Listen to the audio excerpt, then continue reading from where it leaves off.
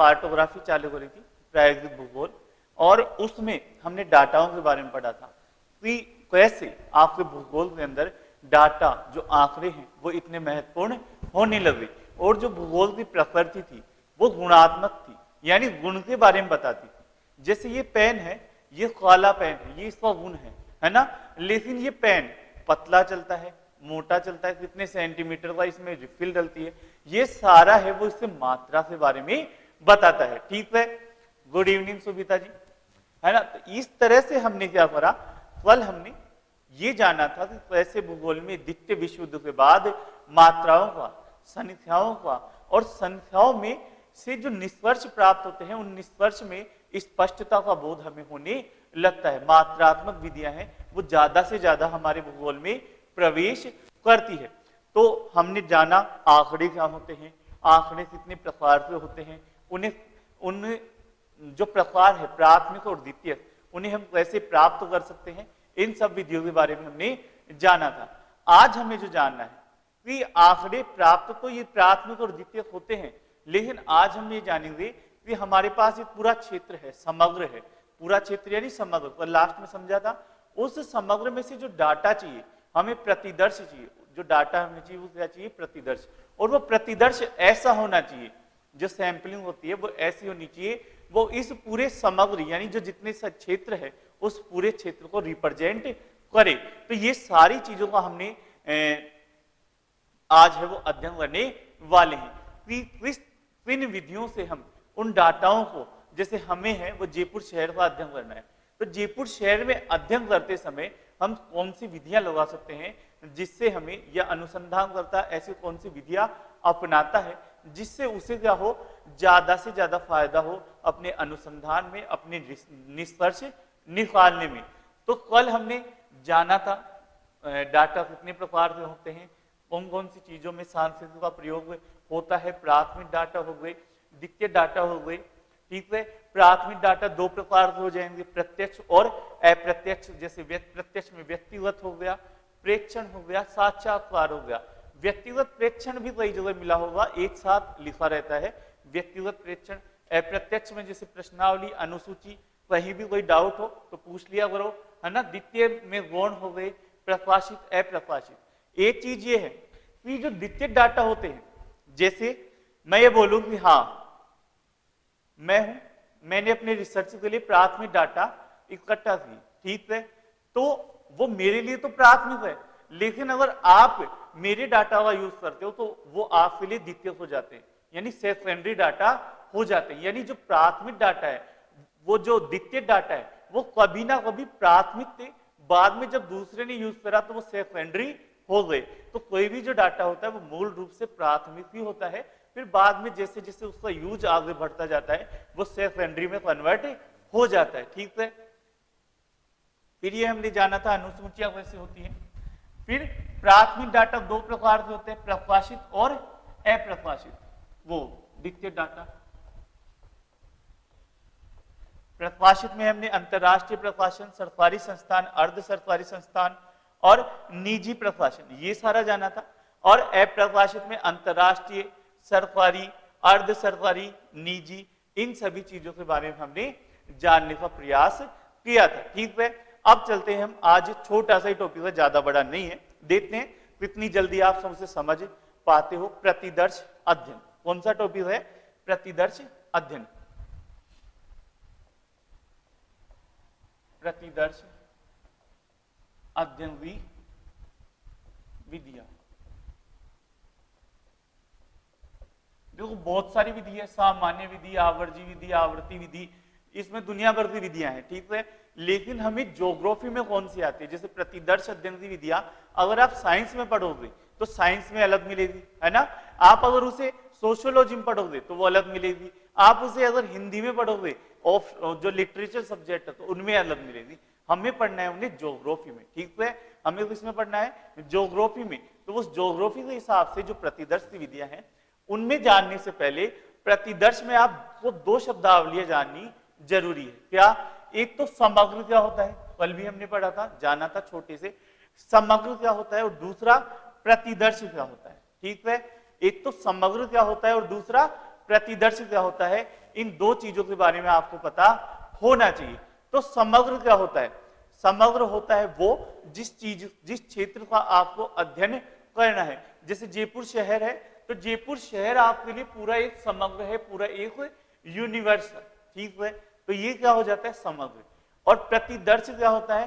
प्रतिदर्श यानी ऐसे डाटा, ऐसी छोटा सा क्षेत्र जो उस पूरे समग्र को रिप्रेजेंट करता है। कल भी बताया था, जैसे अनाज की बोरी है ना, अनाज की बोरी होती है, सब गए हुए मंडी में सब्जी लेने या बोर लेने या कुछ भी जो भी आपको इच्छा होती है वो लेने हम जाते हैं। और लेने जाते हैं तो ऐसा थोड़ी है सभी को उठा के देते हैं, है ना, सभी को उठा के नहीं देते। थोड़ा सा जैसे अनाज लेने हुए, अनाज उस बोरी में उसमें वो छेद करता है और उससे अंदर आ जाता है थोड़ा सा अनाज, उसे देखते हैं कि हाँ इसमें अच्छा है।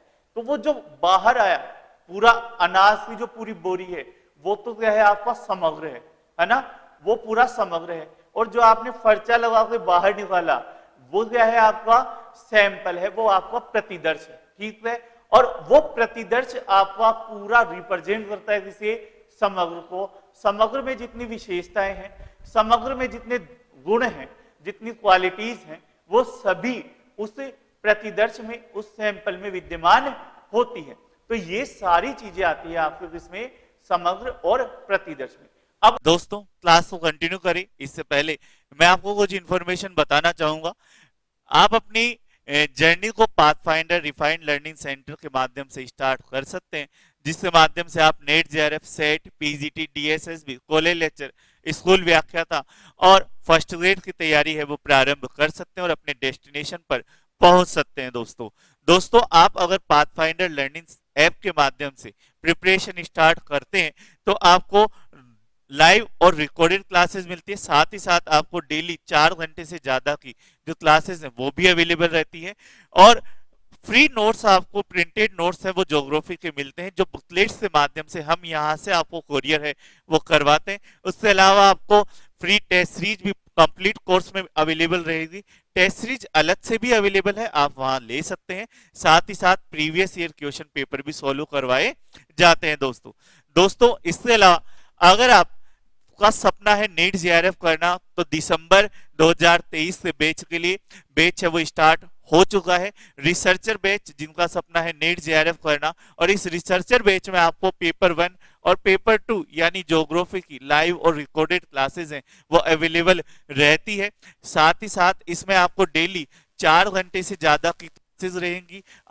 नोट्स हैं वो आपको प्रोवाइड करवाए जाएंगे, नेट जेआरएफ के नोट्स हैं, कंप्लीट नोट्स आपको प्रोवाइड करवाए जाते हैं। पेपर 1 के नोट्स हैं वो पीडीएफ के फॉर्मेट में मिलेंगे। साथ ही पेपर 2 ज्योग्राफी के 17 बुकलेट है वो हम यहाँ से आपको कोरियर करवाएंगे। दोस्तों इसकी जो प्राइस है टोटल वो कितनी है? 5,990 रुपए प्राइस है दोस्तों। 1 ईयर का इसमें सब्सक्रिप्शन रहने वाला है। टेस्ट सीरीज हुआ, प्रीवियस ईयर क्वेश्चन पेपर हुए, सभी इसमें आपको अवेलेबल रहेंगे। साथ ही विद्यार्थी बैच उन दोस्तों के लिए है जो जिनका सपना है आरपीएससी फर्स्ट ग्रेड और साथ ही साथ स्कूल व्याख्याता, पीजीटी, डीएसएसबी, तो वो दोस्त है वो विद्यार्थी बैच ज्वाइन कर सकते हैं, जिसमें आपको लाइव क्लासेस मिलती हैं, ज्योग्राफी के कंप्लीट नोट्स आपको मिलेंगे। और इससे जो प्राइस है वो कितनी रहने वाली है दोस्तों? 4,500 रुपए मिनिमम प्राइस इसमें रहने वाली है। इसके अलावा सारथी बैच है वो लैब असिस्टेंट ज्योग्राफी के लिए प्रारंभ किया गया है, जिसकी प्राइस है 3,000 रुपए। और इसमें आपको लाइव क्लासेस, रिकॉर्डेड क्लासेस और उसके साथ साथ आपको यहाँ पर ज्योग्राफी के कंप्लीट नोट्स है वो आपको मिलने वाले हैं, जिसमें आप पूरा सिलेबस यहाँ पे कवर किया जाएगा। और ये नोट्स दोस्तों आपको कोरियर किए जाएंगे। फिर से बता दूं, जो ज्योग्राफी के नोट्स हैं वो सभी नोट्स आपको होम डिलीवर किए जाएंगे प्रिंटेड फॉर्म में हमारे द्वारा, और उससे एक्स्ट्रा चार्ज नहीं है दोस्तों। साथ ही आचार्य बैच है वो आरपीएससी असिस्टेंट प्रोफेसर के लिए प्रारंभ किया गया है। इसमें भी डेली 4 घंटे की लाइव क्लासेस के साथ साथ आपको नोट्स और कंप्लीट स्टडी मटेरियल हमारे द्वारा प्रोवाइड करवाया जाता है। दोस्तों पाथफाइंडर का यही सपना है कि आपको minimum cost per maximum result आपको दिया जाए। हमारे द्वारा आप जैसा जानते हैं क्लासेस भी दी जाती है, नोट्स और टेस्ट सीरीज हो, सभी कुछ एक मिनिमम प्राइस पर प्रोवाइड करवाए जाते हैं। तो दोस्तों आज ही पाथफाइंडर लर्निंग ऐप डाउनलोड करें, जिसका लिंक आपको डिस्क्रिप्शन पे दिया गया है। तो ऑनलाइन क्लास के लिए पाथफाइंडर लर्निंग ऐप है, और उसके अलावा ऑफलाइन क्लास जो दोस्त ज्वाइन करना चाहते हैं तो हमारे centre pathfinder refined learning centre पर आकर हमसे मिल सकते हैं। साथ ही साथ मेरे नंबर 7339998354 से मुझे संपर्क कर सकते हैं।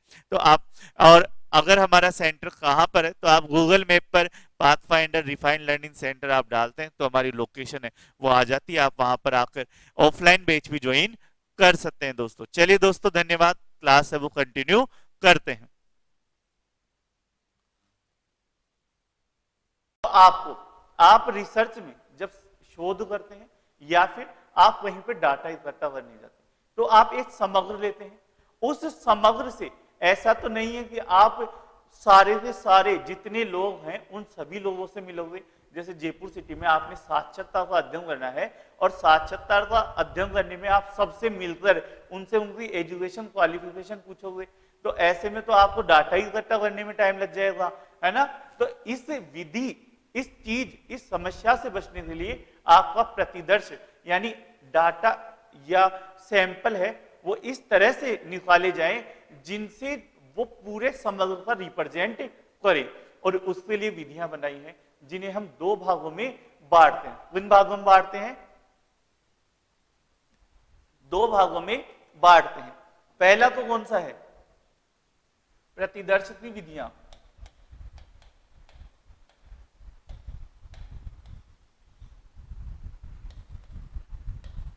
सौ उद्देश्य यानी मेरे उद्देश्य के अनुसार, है ना। और एक कौन सा है? यादृच्छिक,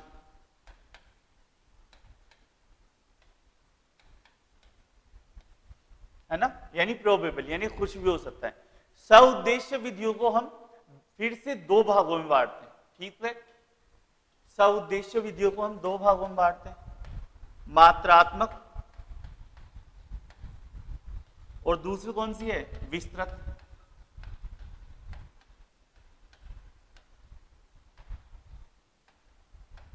और इसमें आ जाती है फिर से हमारे पास दो विधियां यादृच्छिक में। कौन सी? सरल, अभी बता देता हूं सारी। सरल यादृच्छिक और स्तरीकृत यादृच्छिक।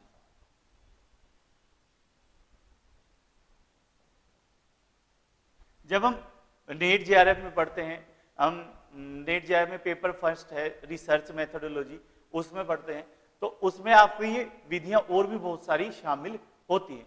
परंतु हमें ज्योग्राफी में इतना ही पढ़ना है, दो ही विधियां पढ़नी है। कौन सी? एक तो आपका सउद्देश्य और दूसरा होता है कौन सा? यादृच्छिक। अब सउद्देश्य क्या है? जैसे नहीं पढ़ा आपने, 10th क्लास में थे हम, और 10th क्लास में हम थे, तो 10th क्लास में एक बुक चलती थी जिसमें आपको प्रमेय सिद्ध करनी है ना, बीज अंक गणित यानी रेखा गणित कोई सी भी है, वो चलती थी। उसमें त्रिभुज होता है और उस त्रिभुज में त्रिभुज का ये कोण इस कोण के बराबर है, LHS बराबर RHS आपको सिद्ध करना है, ठीक है।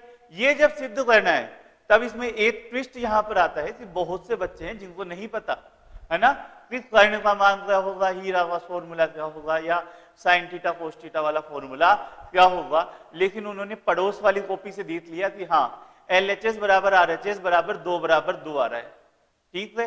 तो उनको पता है लास्ट में आंसर में क्या लाना है? 2 लाना है। तो उस 2 लाना है तो उल्टे से चलते हैं ना, कि इस 2 से इसको इंटू करो, इसको इंटू करो, और बाद में क्या कर देंगे? लास्ट में 2 बराबर 2 LHS बराबर RHS हो जाएगा। होता है ना, बहुत से आपके साथ भी होंगे जब उन्होंने ऐसा किया होगा। तो जब ये चीज आती है, तो ये चीज आती है तो आपका सह उद्देश्य क्या होता है?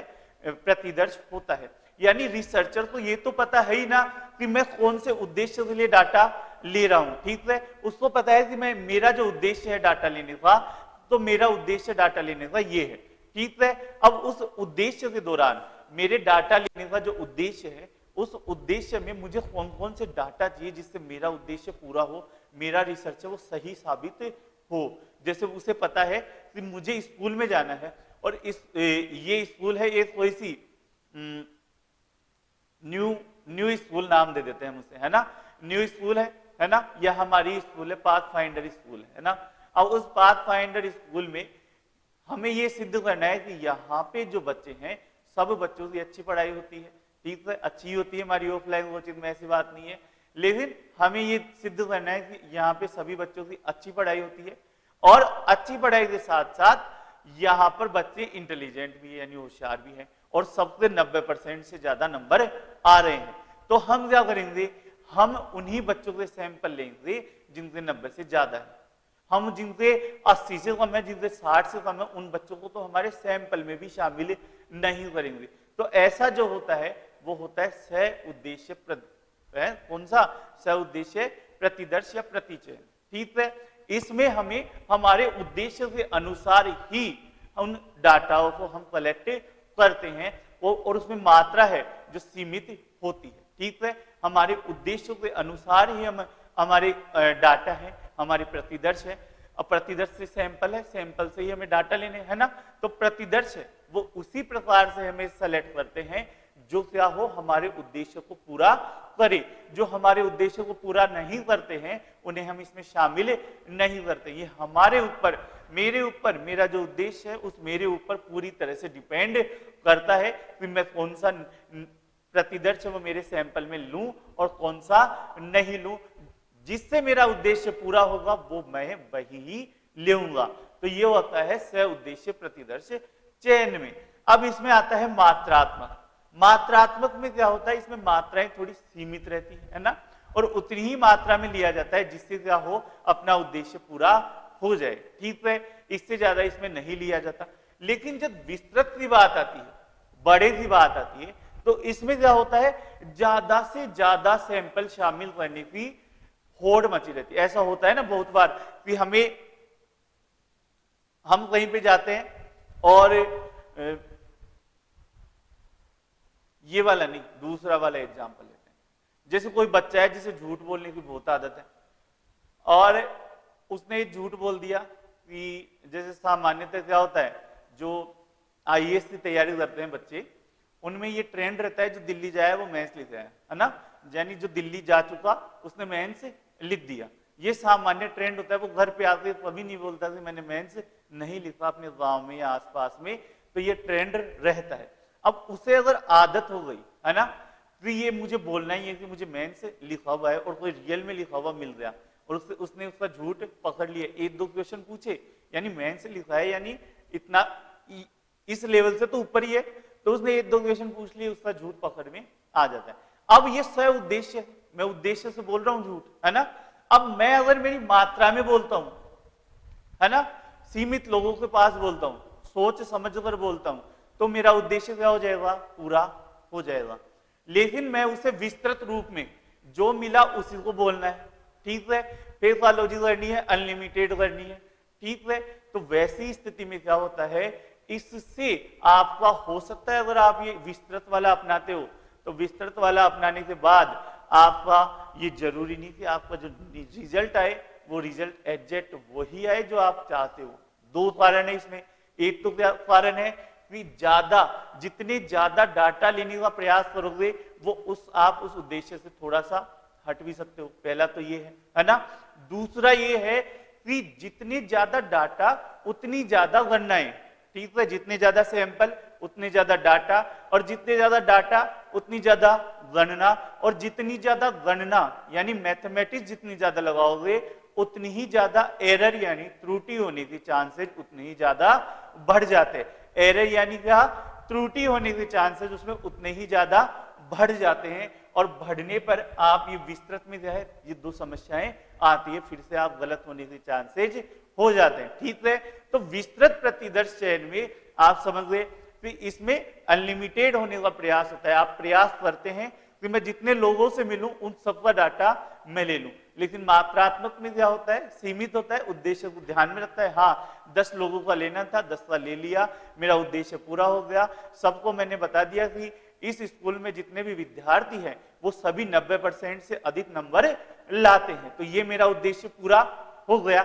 लेकिन अगर मैं विस्तृत में जाता हूं तो विस्तृत में आपको वो ध्यान रखना है, अगर दिल्ली चला गया तो मेंस लिख दिया, और मेंस लिख दिया तो सबको बोलने का प्रयास, उसने 2 को बोला, 10 को बोला, उसको लगा कि यार मेरी इमेज बन रही है, है ना, मैं झूठ भी बोल रहा हूँ किसी को पकड़ में तो आ नहीं रहा, इमेज बनी रही है, और इमेज बन रही है तो ठीक है, बोल दो, सबको बोल दो, और बाद में क्या है, एक जना है वो पकड़ में आ ही जाता है इतना ही जो है, ठीक है।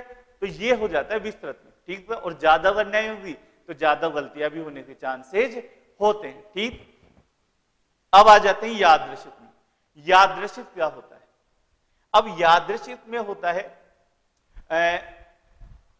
जैसे बिना अनुभव, बिना अनुमान से, बिना किसी पक्षपात से, है ना, बिना अनुमान, बिना किसी पक्षपात, बिना किसी भेदभाव से आप है जो डाटा लेते हैं, इसमें क्या होता है, इसमें रियल डाटा आने की ज्यादा संभावना रहती है। आप कोई पक्षपात नहीं लगाते, आप कोई भेदभाव नहीं करते, सॉरी, है ना, तो उसमें आपके पास रियल एक्चुअल डाटा आने के से ज्यादा चांसेस है वो बने रहते हैं। तो इस विधि को यादृच्छिक विधि में क्या होता है, सामान्यतः जैसे एक बॉल है, एग्जांपल से समझाता हूं आपको। एक बैग आपने लिया, उस बैग में आपने 4 बॉल डाल दी, लाल, नीली, हरी और पीली, और उसमें हाथ देते हो, आंख बंद रखते हो, और कौन सी बॉल आएगी इसका आपको आइडिया नहीं, लाल भी आ सकती है, हो सकता है अगली बार नीली आ जाए, हो सकता है अगली बार पीली आ जाए, ठीक है, पर वो रिप्रेजेंट करेगी अच्छे से, सही ढंग से उसको रिप्रेजेंट करने का प्रयास करेगी। अगर आप पास जो समग्र है, समग्र में 100 व्यक्ति है और यादृच्छिक विधि से आप 10 व्यक्तियों को लेते हो, तो वो ये चांसेस रहता है कि ये ज्यादा से ज्यादा इसे रिप्रेजेंट करने का प्रयास है वो करते हैं, ठीक है। अब आते हैं इस, जैसे इसमें एक और एग्जांपल आता है, कौन सा, ताश के पत्ते वाला, है ना। ताश के पत्ते में 52 पत्ते होते हैं और 4 लोग बैठे हैं, पीस रहे हैं, किसके पास जो भी पत्ता आ सकता है, कोई वैसे फिक्स नहीं है कि हाँ इसी के पास इतना आएगा। हालांकि ये जो बांटने वाला होता है पत्ते, वो चीटिंग कर लेता है और उसको पता है नीचे वाला, सबसे नीचे वाला तो मेरे पास ही आना है, और नीचे वो पहले से इसका लगा कर रखता है, ठीक है। तो इस वजह से उसके पास ये संभावना रहती है, लेकिन वो तो मैं एग्जाम्पल मजाक में बोल रहा था। ताश वाला भी क्या रहता है, यादृच्छिक में ही आता है।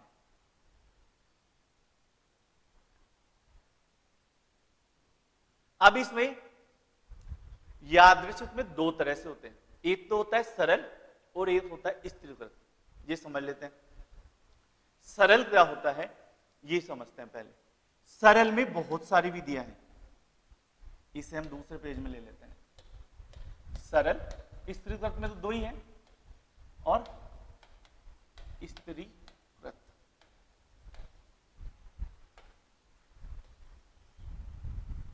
सरल में एक है लॉटरी विधि।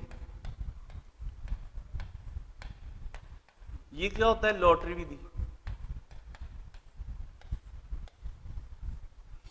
सरल में एक होता है लॉटरी विधि। लॉटरी विधि यानी आप लॉटरी लगा रहे हो कुछ, है ना, जैसे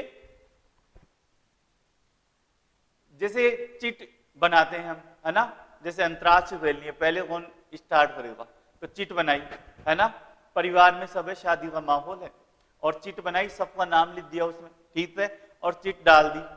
अब जो चिट बना रहा है उसको तो उठाने दोगे नहीं, ठीक है, उसमें क्या करोगे, एक तीसरा व्यक्ति या एक छोटा बच्चा, उसको आप शामिल करते हो कि हाँ आप उठाओ चिट, और जिसका नंबर आएगा वो उसमें यादृच्छिक रूप से चुना हुआ है, सब समान है उसमें, है ना, और जिसको उसने उठा लिया वो उसका नंबर हो गया।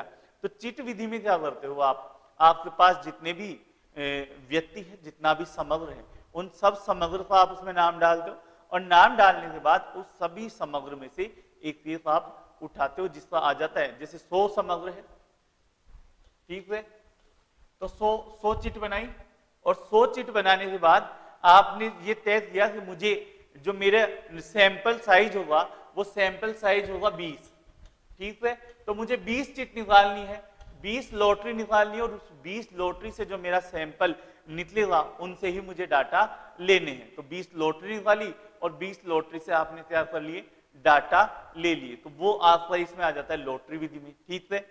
फिर आ जाता है ये आपका घूर्णी ढोल विधि। ये क्या होती है, जैसे ये सारे आप ये मान लो, ये थोड़ा सा किस्मत वाले चयन फेल होते हैं ना, जिसका नंबर आ जाए उसका नंबर आ जाए। जैसे बोतल है, सबने खेला होगा, सारे मतलब मौसी मामा जी सबके सारे भाई बहन हम इकट्ठा हो जाते हैं, तो बीच में सब बैठ गए, बोतल रख ली और डू एंड डाई वाला कुछ होता है ऐसा गेम है ना, और उसको घुमाया, तो घुमाने पर जिससे ये होगा उसको करना पड़ेगा और जिसकी तरफ ये होगा उसको बताना होगा, ठीक है। तो ये जो होता है वही घूर्णी ढोल विधि में होता है। इसमें क्या करते हैं आप, इसमें आप नंबर लिख लेंगे और उसको घुमाएंगे और जिस पे रुकेगा जितने नंबर पर, जैसे 0 से 9 वाला लिखा और जिस पे रुकेगा वही उसी को हम अपना मान लेंगे। जैसे पासा होता है या डिस्क होती है ना, लूडो खेलते हैं ना, लूडो हो गया, तो वो सारी चीजें इसमें शामिल होती है। फिर आती है आपकी घूर्णी प्लेट विधि। अब इसमें समझ में नहीं आ रहा होगा सर इसको करेंगे तो क्या करेंगे, मैं बता रहा हूं अभी, पहले ये समझ लो इनमें करना क्या है। घूर्णी प्लेट विधि, तो ये आपने देखा होगा ना बहुत सारी मूवी में, कसिनो है, उस कसिनो में एक नंबर वाली प्लेट लगी हुई है और उस प्लेट में एक बॉल है वो डाली जा रही है और जिस पर वो जाके रुक रही है वो जीत जाता है और बाकी सब हार जाते हैं। तो वैसा ही इसमें होता है, इस प्लेट में नंबर डाल दिए जाते हैं 0 से 9 और उस हिसाब से इसको घुमाया जाता है, जिस पे आ रहा है उसका आंसर सही है, ठीक है। फिर इससे बाद में है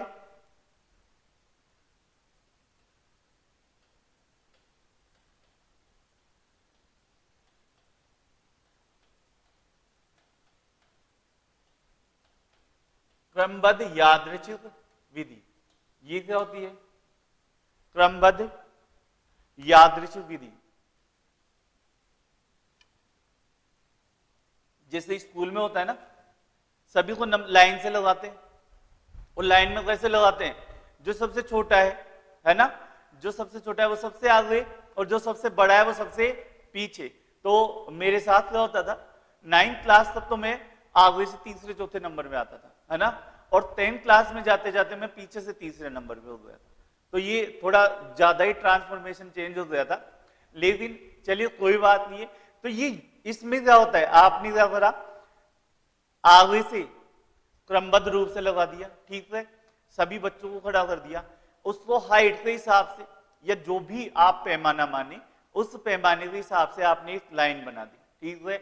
उस लाइन बनाने के बाद में आपने बोल दिया कि मुझे नहीं पता, मुझे ये भी नहीं पता कि क्या है क्या नहीं है, ठीक है। लेकिन जो प्रार्थना बोलेगा वो बच्चा कौन सा होगा, पहला नंबर का होगा, फिर 5वां नंबर का होगा, फिर 10वें नंबर का होगा, फिर हर 4 छोड़कर जो नंबर आएगा वो व्यक्ति है वो प्रार्थना बोलने के लिए आगे आएगा। जैसे आपने बनाया 1 2 3 4 5 6, तो पहला आएगा, फिर तीसरा, एक छोड़कर एक कर दो, 5वां 6वां 7वां 9वां और 11वां व्यक्ति ये प्रार्थना बोलने के लिए आगे आ जाएंगे, ठीक है। ज्यादा लंबी लाइन है तो 5-5 कर दो, है ना। तो इसमें क्या करें आप, इसमें कोई पक्षपात नहीं है, इसमें कुछ भी नहीं है, इसमें आपने एक लाइन बनाई क्रम से, जो क्रम आप चाहते थे, अवरोही अवरोही, जो पैमाना आप चाहते थे। मैंने आपको समझाने के लिए हाइट वाला पैमाना दे दिया, किसी ने आय के हिसाब से कर लिया, मैं आय के हिसाब से जिसकी कम आय है वो आगे और जिसकी ज्यादा आय है वो मेरे टेबल में क्या रहेगा, पीछे रहेगा, और मैं आगे से हर तीसरा व्यक्ति छोड़कर सैंपल लूंगा, ठीक है। तो मेरे पास जो समग्र आएगा, जो मेरे पास उस समग्र का जो सैंपल आएगा वो ऐसा आएगा जो पूरे समग्र का प्रतिनिधित्व करेगा, ठीक है। तो ये चीज मैंने करी और ये चीज ही इसमें आती है, तो इसमें क्रमबद्ध यादृच्छिक विधि में, यानी मुझे क्या करना है, पहला 5वां 10वां इनको छांटना है, मुझे थोड़ी पता है वहां पे कौन है, ठीक है। जैसे सरकारी नौकरी में होता है वैसा थोड़ी है ना, कि पैसे दे दिए तो मेरा कुछ भी हो जाता है। चलो ये तो समझ में आया कि आप धीरे धीरे, ये तो ऐसे मुंह से निकल गया, है ना, इसको अदरवाइज ले लेना कि आपने यादृच्छिक रूप से उसका चयन किया है, ठीक है। अब आ जाते हैं नेक्स्ट पे, कौन सा आ जाएगा नेक्स्ट, यादृच्छिक संख्या विधि, है ना। यादृच्छिक संख्या विधि।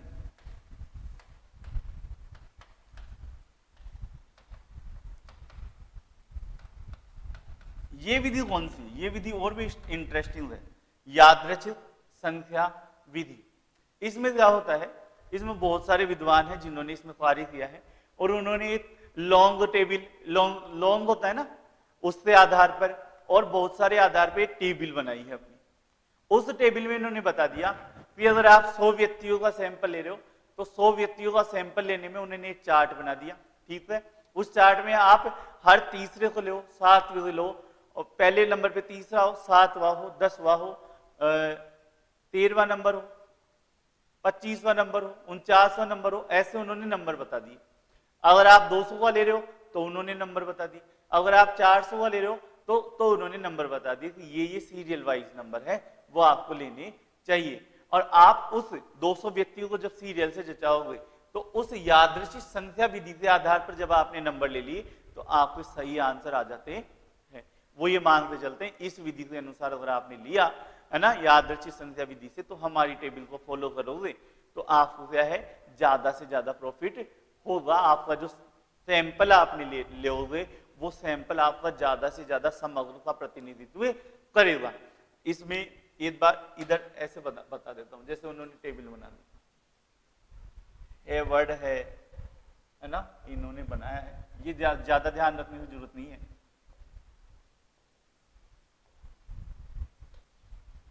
एक 2 3 4 5 6 7 8 9 और 10।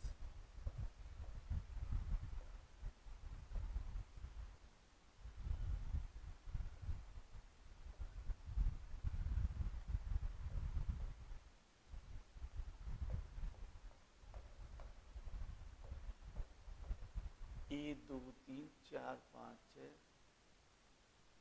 है ना। तो इन्होंने क्या बोला, पूरे 100 तो लिखेंगे नहीं हम, है ना, सीधा सीधा लिखते हैं। दूसरे नंबर वाला ले लो, है ना, 13वें नंबर वाला ले लो, 10वें नंबर वाला ले लो, 25वें नंबर, ये कौन सा जाएगा, 54वां नंबर ले लो, इधर 38वां नंबर ले लो, इधर आप 97वां नंबर ले लो। तो 1 2 3 4 5 6 7 और ये आप 83 नंबर ले लो, इधर आप 77 ले लो या 72 ले लो, और इधर आप 61 नंबर ले लो। तो इस तरह से अगर आप नंबर लेते हो, है ना, और इसमें भी ले लेते हैं, बराबर हो गए, है ना। 10 सैंपल ले लिए, 100 में से 10, तो उन्होंने फिक्स बना दी। अगर आप उस विधि का उपयोग करते हैं तो आपको ये यहाँ पे आप सीरियल वाइज जमाओगे उनको अनुक्रम में, और अनुक्रम में जमाने के बाद आप 200 नंबर का, 13वें नंबर का, 10वें नंबर का, 25वें नंबर का, 38वें नंबर, 54 नंबर, 77, 83, 72, 61 और 97, इन व्यक्तियों से, इन नंबर से आप पूरे डाटा ले लेते हैं। वो ये जो व्यक्ति हैं वो इस पूरे समग्र का प्रतिनिधित्व करेंगे। तो ऐसी ये विधि है, वो संख्याबद्ध यादृच्छिक संख्या विधि में शामिल होती है।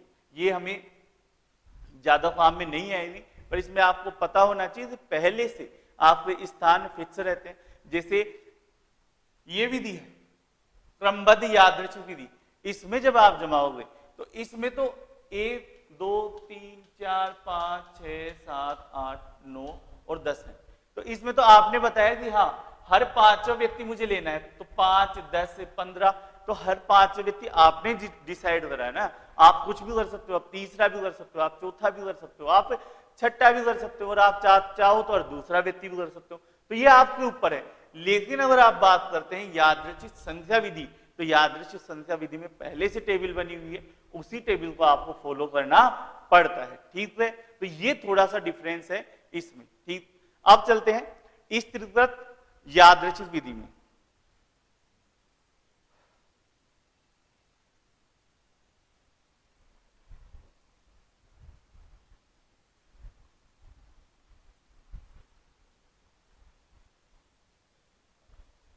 तो इसमें एक होती है सरल स्थिरीकृत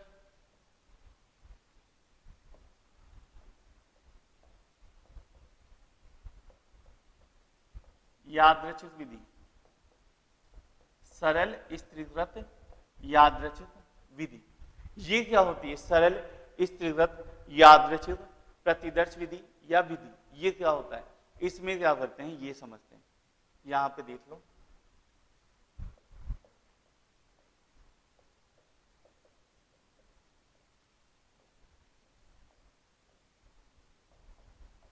यादृच्छिक विधि। इसमें क्या करोगे?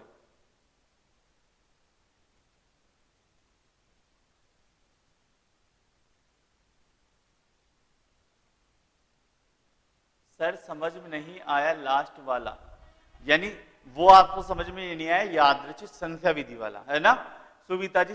यादृच्छिक संख्या विधि वाला आपको समझ में नहीं आया।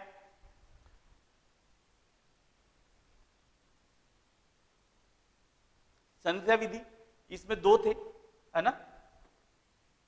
ये क्रमबद्ध यादृच्छिक विधि समझ में आ गया, यादृच्छिक संख्या विधि आपको समझ में नहीं आया। ठीक है जी, जी बता रहे हैं। चलिए, तो यादृच्छिक संख्या विधि कुछ ही नहीं है, एक विद्वान जैसे मेरे मान लो मैं हूं, मैंने एक आपको दे दी टेबल अपने निष्कर्ष के अनुसार कि जब आप 100 व्यक्तियों का अध्ययन करो, है ना, 100 व्यक्तियों का जब आप अध्ययन करो तो उन 100 व्यक्तियों के अध्ययन के दौरान आप क्या करो? हर 5वें व्यक्ति, 5वें नंबर वाले व्यक्ति को, 10वें नंबर वाले व्यक्ति को, 18 नंबर वाले व्यक्ति को, 20 नंबर वाले व्यक्ति को, आपको सैंपल तो चाहिए ना? सैंपल चाहिए या नहीं चाहिए ऐसे बताओ? सैंपल तो चाहिए। ये मेरे पास 100 व्यक्ति है, इनको मैंने क्रम से जचा दिया। ठीक है, क्रम से तो जमाना ही है, और इस टेबल में मैंने 100 पूरे फिक्स कर लिए, 1 से 10 और यहां पे 100 तक। ठीक है, अब मैंने आपको बता दिया, ठीक है, अगर आप सैंपल करो, आप सैंपल लो तो 100 को क्रम से जमा लेना, और क्रम से जमाने के बाद आप क्या करना? दूसरे नंबर वाले व्यक्ति का सैंपल ले लेना, दूसरे नंबर वाले व्यक्ति का सैंपल ले लेना, फिर 10वें नंबर वाले व्यक्ति का सैंपल ले लेना, 13वें नंबर वाले का ले लेना, 25वें नंबर वाले का ले लेना, 38वें का, 54वें का, 61वें का, 72वें, 77वें, 83वें, 97वें और 100वें नंबर का जो व्यक्ति होंगे उन व्यक्तियों को आप सैंपल ले लेना, उन्हें अपने सैंपल के रूप में छांट लेना। तो ये जो सैंपल लेंगे, अब ये 100 के 100 हैं, ये 100 तो आपका क्या है? समग्र, है ना, समग्र है। ठीक है, इन 100 में से ये आपने लिए 2 नंबर, 13 नंबर, 25 नंबर, 10 नंबर, 38, 61, ये क्या है आपके? प्रतिदर्श। तो ये 100 में से जो ये नंबर आप लोगे, वो नंबर आपके इस समग्र का पूरा पूरा प्रतिनिधित्व करेंगे। हमें समग्र का प्रतिनिधित्व करने के लिए ही प्रतिदर्श चाहिए, डाटा चाहिए। इनमें हम क्या कर रहे थे? क्रमबद्ध विधि में, क्रमबद्ध विधि में हम कर रहे थे, हमने सोचा कि हमारे पास ऐसा कोई मेथड तो है नहीं, तो हमने क्या करा? हर तीसरे व्यक्ति को, हर 5वें व्यक्ति को अपना है वो सैंपल मान लिया। लेकिन जो विद्वान है उन्होंने क्या कहा कि नहीं, ये इसमें क्या है, मिस्टेक होने की संभावना रहती है। तो आप क्या करो? अगर आप 100 व्यक्तियों का ले रहे हो तो इन्हीं स्थानों पे जो व्यक्ति आते हैं, जो नंबर आते हैं, उनका आप अध्ययन करो, तब आप निश्चित रूप से ऐसा प्रतिदर्श चुन पाओगे जो आपके समग्र का प्रतिनिधित्व पूरी तरह से करेगा। ठीक है, तो यही था इसमें स्थान फिक्स रहते हैं पहले से। ठीक है, इसमें क्या रहते हैं? स्थान पूरी तरह से फिक्स रहते हैं। अभी भी नहीं आया तो आप बता सकते हैं समझ में आया? आ गया। चलिए जी, कोई भी डाउट हो तो आप पूछ लिया करें। अब आ जाते हैं सरल स्थिरीकृत विधि। इसमें क्या है? यादृच्छिक लेना है हमें कोई बाउंडेशन नहीं लेनी। लेकिन जब मैं स्कूल में जा रहा था, पाथफाइंडर स्कूल में, है ना, ब्रांडिंग कर देते अपनी थोड़ी सी, क्या पता आप सबका सहयोग रहा तो स्कूल भी खोल लेंगे, है ना। तो अब पाथफाइंडर स्कूल में जब मैं जा रहा था डाटा लेने, तब मुझे ये पता था कि मुझे ऐसे ही बच्चों का लेना है जो होशियार है, इंटेलिजेंट है ना, और जिनके 90% से ज्यादा नंबर आ रहे हैं। तब मैं अपने उद्देश्य को पूरा करने के लिए ले रहा था। लेकिन जब सरल स्थितिगत यादृच्छिक विधि मेरे पास आ गई, तब क्या करना है? तब मुझे उस स्कूल में 100 बच्चे हैं, 100 बच्चे में से मुझे 10 सैंपल लेना है। क्या लेना है? 10 सैंपल लेना है जो उस पूरे 100 व्यक्तियों का रिप्रेजेंट करे। ठीक है, जब मैं मात्रात्मक में मेरे उद्देश्य के हिसाब से जा रहा था तो मैं सारे बच्चे इंटेलिजेंट ले रहा था, लेकिन मैं जब ये विधि अपनाऊंगा तब मैं क्या लेऊंगा? ऐसे बच्चे जो 90 से 100 के बीच में है, जो 80 से 90 के बीच में है, जो 70 से 80 के बीच में है, और जो 60 से 70 के बीच में है, और जो 50 से 60 के बीच में। तो 5 बन गए। बच्चे कितने हैं? 100। तो 100 में से 10 बच्चों ने लाया क्या? 90 से 100 के बीच में नंबर। ठीक है, 80 से 90 के बीच में 20 बच्चों के नंबर आए, 30 हो गए। 70 से 80 के बीच में 20 बच्चों के नंबर आ गए, 50 हो गए। 60 से 70 के बीच में 30 बच्चों के नंबर आए, कितने हो गए? 80 हो गए। और 50 से 60 से वापस से ये 35 में आधा थोड़ी हो रहा होगा, ये भी 20 कर देते हैं। चलो ज्यादा ही हो गए 20, पर चलिए 20 कर दो, कोई बात नहीं। हमारे 100 बच्चे हो गए, है ना? 100 बच्चे थे, ये हमारे 100 बच्चे हो गए। इन 100 बच्चे, 10 बच्चे इससे नंबर आए 90 से 100, 20 बच्चों के नंबर आए 80 से 90, 20 बच्चों के नंबर आए 70 से 80, 30 बच्चों के नंबर आए 60 से 70, और 20 बच्चों के नंबर आए 50 से 60 के बीच में। ठीक है, अब सरल स्थितिगत यादृच्छिक में क्या करना है? हमें लेना है 10%, है ना? 100 का 10%। तो मैं क्या करूंगा? इसमें 10 है ना, तो 10 का 10% कितना हुआ? 1। तो इसमें से मैं एक ही बच्चे का सैंपल लूंगा इस ग्रुप में से। 20%, 10% लेना है ना? कितना लेना है? 10%। तो 20 का 10% कितना हो गया? 2 बच्चे। तो इस ग्रुप में से मैं सिर्फ 2 ही बच्चों को लूंगा। ठीक है, इसमें से भी मैं 2 ही बच्चों को लूंगा।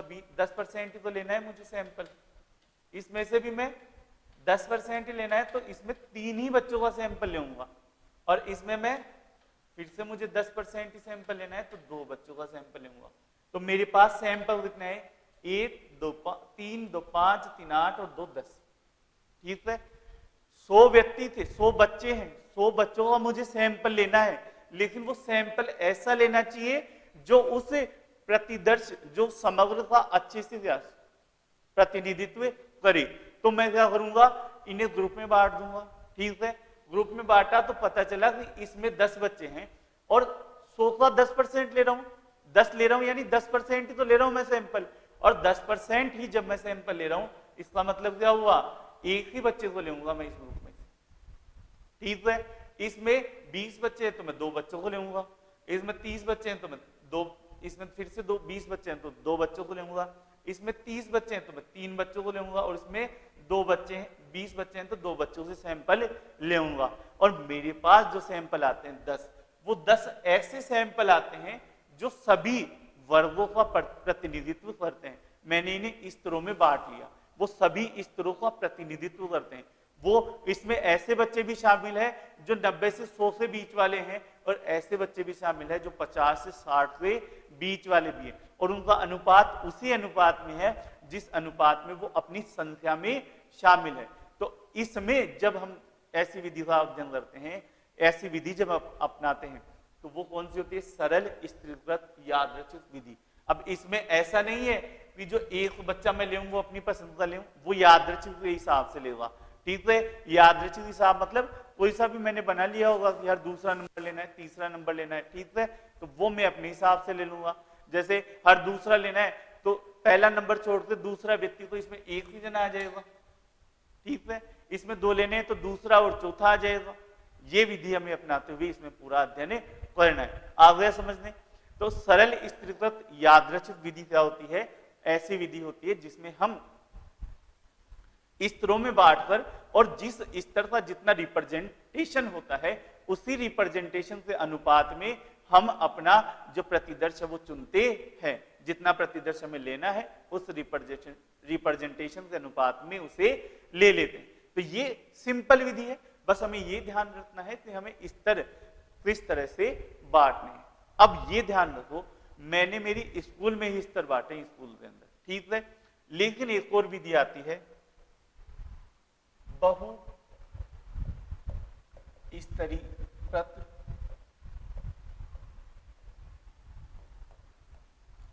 यादृच्छिक विधि। अब इसमें क्या होता है, यहां पे भी लिख देते हैं अपन, जो हमारा ये चार्ट है वो पूरा हो जाएगा। बहु स्तरीकृत यादृच्छिक विधि। अब इसमें क्या होता है, इसमें आ गया है ना समझ में सबको, जल्दी से बता दो।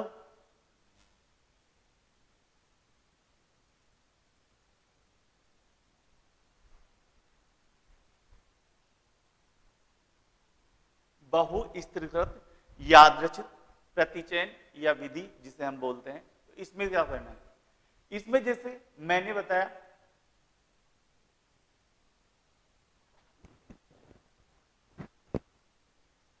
सर क्वेश्चन कैसे पूछेगा एग्जाम में, तो एग्जाम में क्वेश्चन इसी तरह से पूछे जाएंगे जिस तरह से मैं आपको बता रहा हूं। जैसे घूर्णी विधि में आती है, कौन से प्रतिचयन में आती है, यादृच्छिक में आती है, सरल यादृच्छिक में आती है ना, या फिर आपको पूछ लेगा मात्रात्मक जो प्रतिचयन विधि है उसकी विशेषता क्या है, तो उसकी विशेषता यह है कि जो रिसर्च करता है, जो डाटा लेने वाला है, वो अपनी इच्छा के अनुसार डाटा लेता है जिससे उसका उद्देश्य पूरा हो। तो ये जो ऑप्शन आएगा वो आपका ऑप्शन ठीक हो जाएगा। इसमें जो ज्यादातर क्वेश्चन आएंगे वो इनकी विशेषताओं से आएंगे, इनकी विशेषताओं से पूछे जाएंगे कि इस विधि में क्या करते हैं, जैसे लॉटरी विधि संबंधित है ना, डाटा इकट्ठा करने की या प्रतिदर्श चयन की लॉटरी विधि संबंधित है, किससे संबंधित है, यादृच्छिक प्रतिचयन से या सरल यादृच्छिक प्रतिचयन से। ऐसे ही क्वेश्चन इसमें आने वाले हैं जी। धन्यवाद सुबिता जी, समझ में आ गए, तो प्रश्न भी ऐसे ही आएंगे, जो मैं समझा रहा हूं वैसे ही प्रश्न आने वाले हैं, ठीक है। और इसके नोट्स भी मैं अभी जस्ट क्लास पूरी होते ही आपको अपडेट कर दूंगा, क्लास के बाद में आपको ये नोट्स कल वाले और आज वाले दोनों ही वहां पर मिल जाएंगे, और टेस्ट भी चालू करेंगे। अभी आप सिर्फ ये ध्यान रखो कि स्टडी पर फोकस करो, जितनी चीजें याद कर सकते हो उतनी याद कर लो। पहली मई से मैं टेस्ट स्टार्ट कर दूंगा, और उसमें जो टेस्ट होंगे वो धीरे धीरे नंबर ऑफ टेस्ट वो धीरे धीरे बढ़ते जाएंगे। जैसे स्टार्टिंग में इक्विट टेस्ट होगा, एक दिन का ऐप पर आपको अवेलेबल हो जाएगा, फ्री टेस्ट तो चालू हो गए, और वो भी जो सिलेबस के अकॉर्डिंग जो टेस्ट है वो धीरे धीरे पहले इक्विट टेस्ट होंगे, और फिर बाद में उनकी एग्जाम आते आते उनकी भी संख्या है वो ज्यादा होती जाएगी। ये मान के चलो मिनिमम 100 टेस्ट तो मैं आपसे ले ही लूंगा। अब आ जाते हैं बहु स्तरीकृत यादृच्छिक विधि में। ये क्या होती है, जैसे मुझे अध्ययन करना है किसी क्षेत्र का अध्ययन करें, कौन से क्षेत्र का अध्ययन करें, राजस्थान का अध्ययन करते हैं। राजस्थान में महिला साक्षरता, यही मुद्दा रहता है ज्यादातर, है ना। राजस्थान में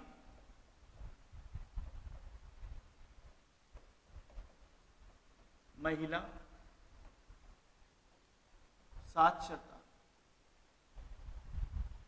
तो अगर मुझे स्तरीकृत विधि अपनाता तो मैं क्या करता, ऐसे जिले जो 70 से 60 वाले हैं, ऐसे जिले जो 60 से 50 वाले हैं, 50 से 40 वाले, तो ये विधि अपनाता। तो ये हमें जरूरत ही नहीं है, यहाँ पे हमें अपनानी है बहु स्तरीकृत।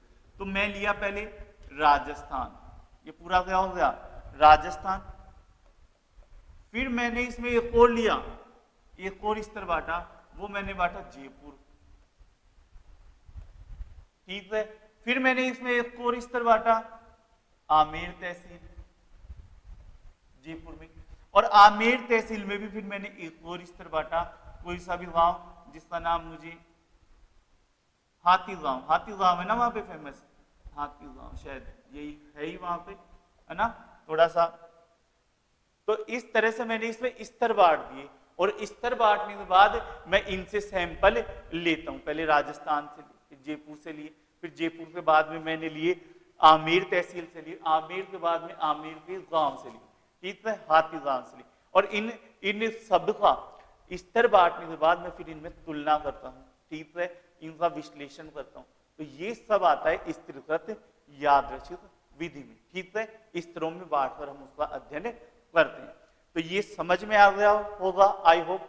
कल हम पढ़ेंगे जो आंकड़ों की जो श्रेणियां बनती है ना, श्रेणियां बनाते हैं ना, तो वो श्रेणियां हम किस तरह से बनाते हैं, किस तरह से आती है। फिर उसके बाद में जो आपके ये शायद 65 नंबर टॉपिक है, आंकड़ा का विश्लेषण। फिर उसके बाद में हम आएंगे कौन से नंबर पे, आरेख, दंडारेख, है ना, पाई आरेख, इन सब क्वेश्चनों पर चलेंगे, ठीक है। चलिए, तो ये और है, धीरे धीरे आपके लगभग 10 टॉपिक के आसपास का काम चल रहा है, वो पूरे हो जाएंगे, और धीरे धीरे है पूरा सिलेबस है वो कंप्लीट हो जाएगा। चलिए, तो मिलते हैं 8 बजे, फिर इंडियन ज्योग्राफी स्टार्ट करते हैं। धन्यवाद दोस्तों।